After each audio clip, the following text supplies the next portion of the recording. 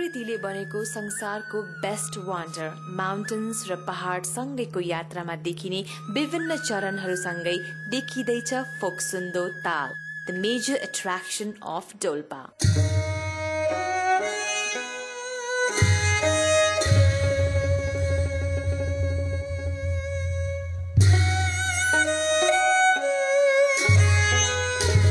फोक्सुन्दो तालको पानी जैविक पदार्थ बिना पनि नीलमणिको जस्तो गाढा नीलो रङको छ।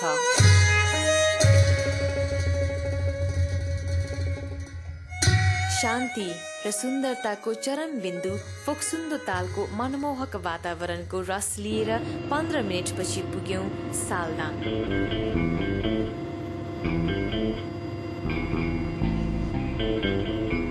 जहिले पनि गाउँमाथिबाट उडेर जाने हेलिकप्टर पहिलो पटक आफ्नै गाउँमा साँच्चै अवतरण भएको देख्दा यहाँका बासिन्दाहरू निकै हर्षित देखिरहेका छन्।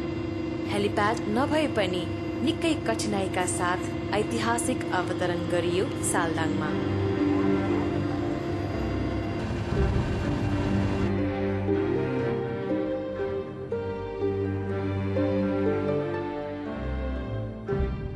वाव, साँच्चै भन्ने हो भने हाम्रो देश नेपाल संसारको नै धनी राष्ट्रमध्ये एक हो in terms of geographical position र ल्याटिट्युडनल भेरिएसनको कारणले गर्दाखेरि।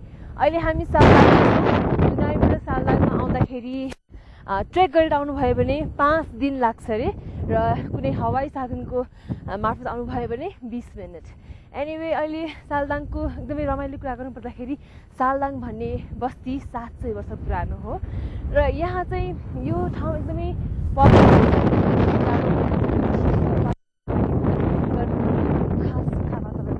र साथैमा यहाँको एकदमै बुद्धिस्टहरूको एन्सियन्ट कल्चरल ट्रेडिसनको लागि पनि। अब म 700 वर्ष पुरानो बस्ती जस्तो लाग्दैछु। सो टिल देन तपाईँहरू पनि यहाँको वातावरण चेक गर्दै गर्नुहोस्।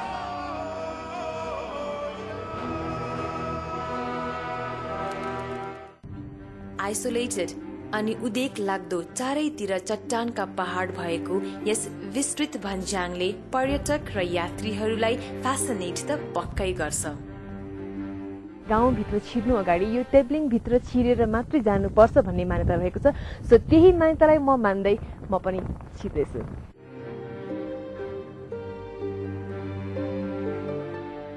यो तेब्लिङ पहिला निकै राम्रो हुनुपर्छ।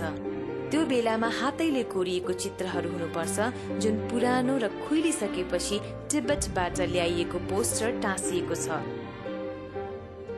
त्यो पनि पुरानो र उक्किसकेको अवस्थामा छ। हामीलाई लाग्छ यसले संरक्षणको लागि माग गरिरहेको छ।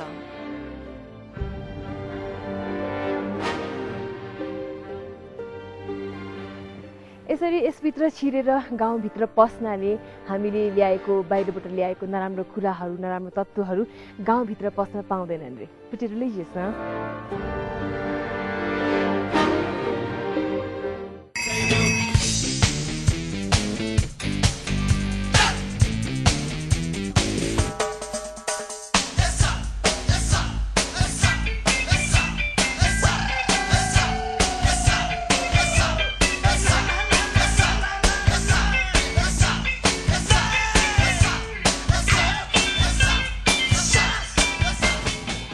हामीले शौकले पनि घोडा चढ्न सक्दैन, तर यहाँ भने घोडा सवारी साधनको मुख्य साधनको रूपमा काम गर्दछ यसले। र घोडाले चाहिँ घोडा छैन भने यहाँको जीवन नै छैन भनेर यहाँको मान्छेले भन्छन्। औ घोडाको बारेमा, यहाँको सवारी साधनको बारेमा, यहाँको यातायातको बारेमा अझ थपका जानकारी हासिल गरौँ यहाँको बासिन्दाबाट।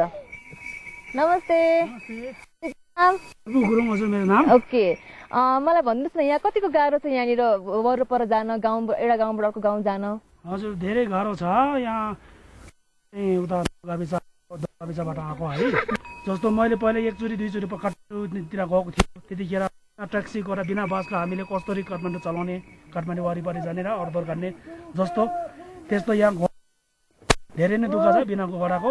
यो घोडा हाम्रो लागि हामी यस्तो हेर्दा धेरै दुःख जस्तो लाग्छ, धेरै माया त लाग्छ। किन के हुने मैले उता चौरी गाई पनि देखिरहेको छु। चौरी गाई चाहिँ यहाँको लागि ट्र्याक्टर हो कि ट्रक हो कि? तपाईँले भन्नुभयो घोडा चाहिँ ट्याक्सी भन्नुभयो नि होइन?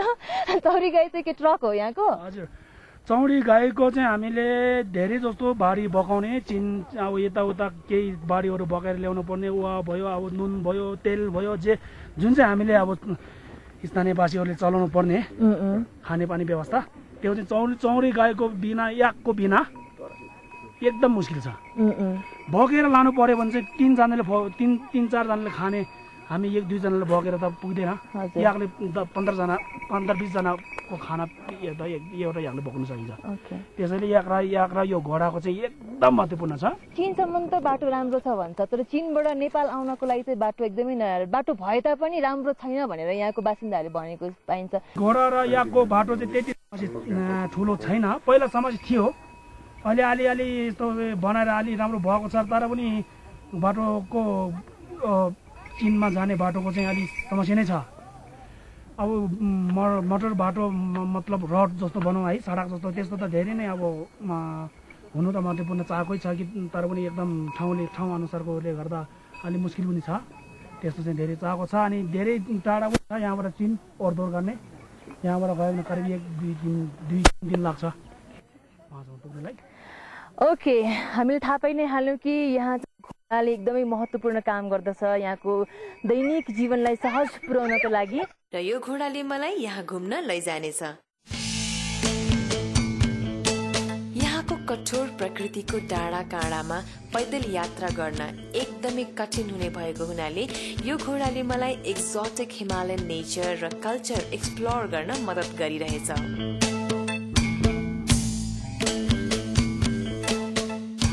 सालदाङ प्राकृतिक रूपमा एकदमै कठोर, एकदमै के भन्ने त्यसलाई मलाई डिस्क्राइब नै गर्न आइरहेको छैन। हरेक कुराले पिछडिएको छ, हरेक कुराको विकासले गर्दाखेरि पिछडिएको छ।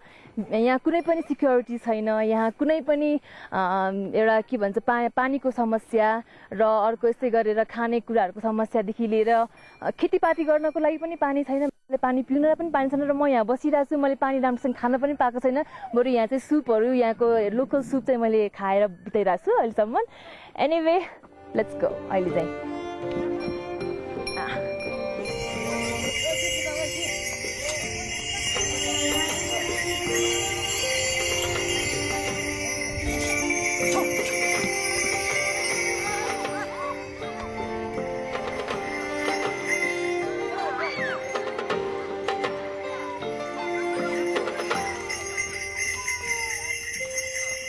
हाम्रो देशको यो हार्टल्यान्ड टाढा छ बाटोहरूबाट।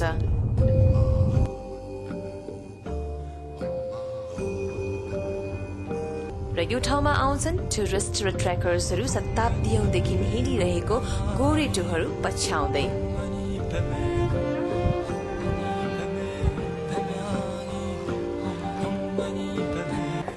ओके, मैले यहाँ चाहिँ सालदाङ जिल्लामा उहाँहरू ट्रेक गर्दै आउनुभएको छ। कतिको कठिनाई भयो, के उहाँले एक्सपिरियन्स गर्नुभयो सोधिहालौँ, किनभने मैले त एक्सपिरियन्स गर्न पाएको छैन। एनिवे तपाईँको नाम? मेरो नाम बेती हो।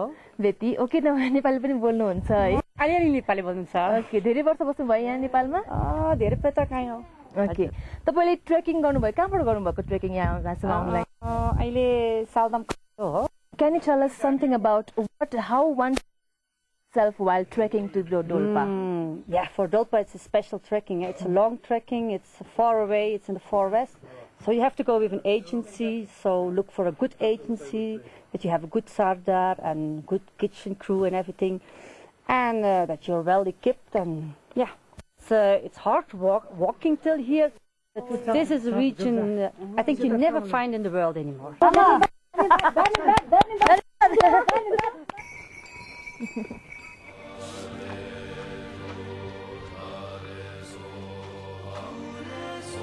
गुम्बा समुदायको रूपमा रहेको यो ठाउँ अलि शून्य देखिएको छ, किनकि सबैजना टाढा गाउँतिर खेतीपाती भित्र्याउनेमा व्यस्त छन्।